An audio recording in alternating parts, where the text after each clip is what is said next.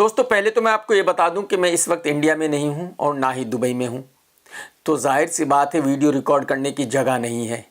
Hotel के room में adjustment करके ये वीडियो रिकॉर्ड कर रहा हूं और ये वीडियो मैं खाली मौज मस्ती के लिए नहीं बना रहा हूं, बल्कि इसका बनना बहुत ज़रूरी था। यही वजह है कि मैं लंदन में होते हुए भी होटल के रूम में एडजस्टमेंट करके इस वीडियो को रिकॉर्ड कर रहा हूं। आज फ्राइडे है और आज 10 हिंदी फिल्में रिलीज हुई हैं।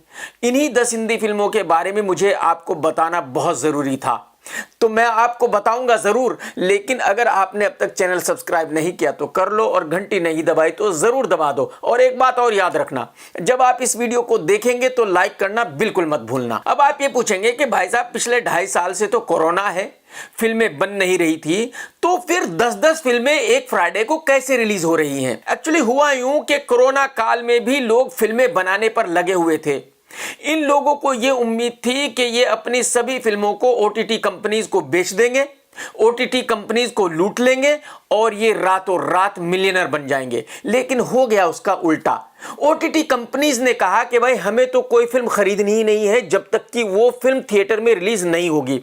तो आप पहले जाइए अपनी फिल्म को थिएटर में रिलीज कीजिए और फिर हम उस फिल्म के राइट्स खरीदेंगे। किसी भी फिल्म के थिएटर में रिलीज होने का मतलब यह है कि यह पता चल जाता है कि वो फिल्म कितनी अच्छी है या कितनी बुरी है। अगर वो फिल्म थिएटर पर अच्छा बिजनेस करती है तो इसका मतलब वो फिल्म अच्छी है और लोगों को वो फिल्म पसंद आ रही है, तो ओटीटी कंपनी उसको खरीद लेती है। और जो फिल्में थिएटर पर अच्छा बिजनेस नहीं करती उनका खरीदार कोई नहीं होता। ओटीटी कंपनीज कहती हैं कि भाई ये फिल्म तो हमें फ्री भी नहीं चाहिए, अब आपको चाहिए तो आप कमीशन पर रिलीज कर लें, पैसे आएंगे तो हम आपको देंगे। और जाहिर सी बात है जो फिल्म कमीशन पर रिलीज होती है उसका कभी कुछ नहीं आता। पहले तो मैं आपको इन 10 फिल्मों के नाम बता देता हूं जो आज रिलीज हुई हैं।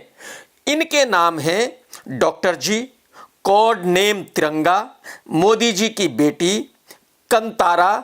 ये एक साउथ फिल्म है, डब होके हिंदी में रिलीज हो रही है। जग्गू की लालटेन, लव यू लोकतंत्रा, कहानी रबर बैंड की, ए जिंदगी, करतूत और मिड डे मील। वैसे तो मुझे पहले से ही पता है कि ये सारी फिल्में सुपर फ्लॉप होने वाली हैं, लेकिन मुझे ये भी पता है कि जो साउथ की फिल्म है कंतारा, वो इन सभी हिंदी फिल्मों से ज्यादा बिजनेस करेगी। सब कुछ जानने के बावजूद भी मैंने ट्विटर पर एक सर्वे किया और मैंने पब्लिक से पूछा कि भाई इस हफ्ते थिएटर में आप कौन सी फिल्म देखना पसंद करेंगे।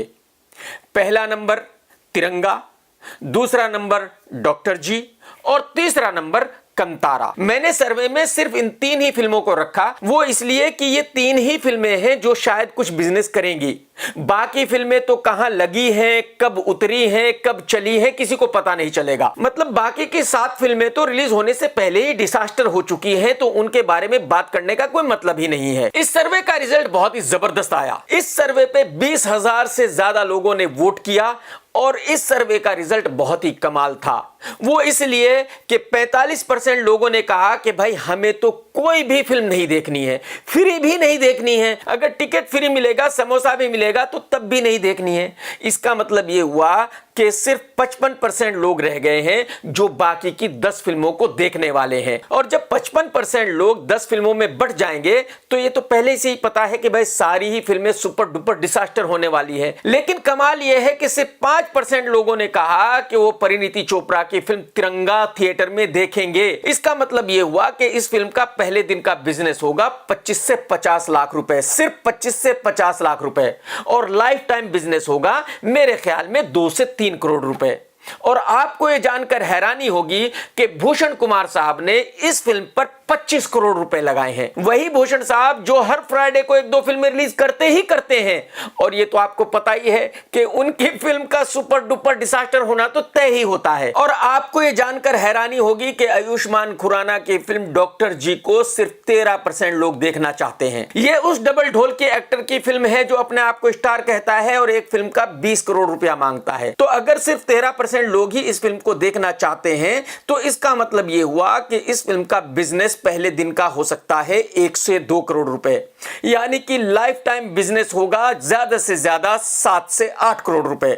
इसका मतलब यह हुआ कि प्रोड्यूसर को शेयर मिलेगा मैक्सिमम 3.5 से 4 करोड़ रुपए। और अगर थिएटर पर यह फिल्म इतना बिजनेस करेगी तो इसका मतलब यह हुआ कि इस फिल्म की पूरी रिकवरी 20 करोड़ रुपए से ज्यादा हो नहीं सकती। तो मेरी समझ में यह नहीं आता कि निर्माता इस डबल ढोल की एक्टर को 20 करोड़ रुपए किस कैलकुलेशन पर देते हैं अगर उसकी फिल्म की पूरी रिकवरी ही 20 करोड़ रुपए होती है। और यहां सरप्राइज करने वाला रिजल्ट आया फिल्म कंतारा का, जो कि एक साउथ फिल्म है और डब होकर हिंदी में रिलीज हो रही है।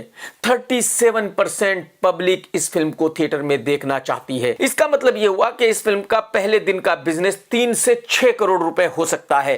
डिपेंड करता है कि कितने शो इस फिल्म को मिलेंगे, लेकिन ये 100% क्लियर है कि जो कंतारा का पहले दिन का बिजनेस होगा वो डॉक्टर जी प्लस तिरंगा के ज्वाइंट बिजनेस से डबल होगा। तो आप अंदाजा लगाइए कि ये बॉलीवुड की कितनी भारी बेइज्जती है, ये परिणीति चोपड़ा और आयुष्मान खुराना की कितनी भारी बेइज्जती है कि जो एक साउथ की फिल्म हिंदी में डब होकर हिंदी बेल्ट में रिलीज हो रही है वो इनकी फिल्मों से ज्यादा बिजनेस कर रही है। एक्चुअली हकीकत तो यह है कि अगर बॉलीवुड के एक्टर्स को थोड़ी भी शर्म है तो ये देखकर चुल्लू भर पानी में डूब मरना चाहिए, लेकिन जाहिर सी बात है इनको शर्म तो है नहीं। ये तो अपने आप को अभी भी सुपरस्टार ही बोलते रहेंगे।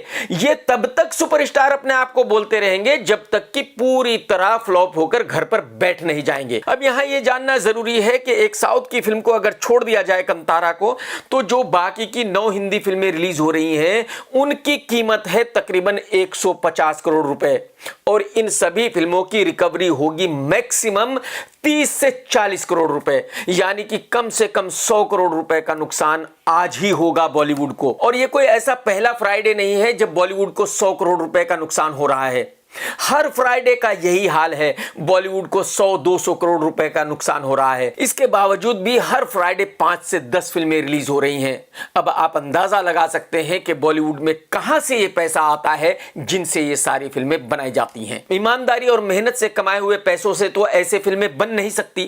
कोई भी अपनी मेहनत के पैसे तो ऐसे उड़ाएगा नहीं। तो जाहिर सी बात है कोई तो धांधलेबाजी है जिसकी वजह से बॉलीवुड में इस तरह से पैसा उड़ाया जाता है। टेक केयर दोस्तों, जय हिंद, वंदे मातरम, सत्यमेव जयते।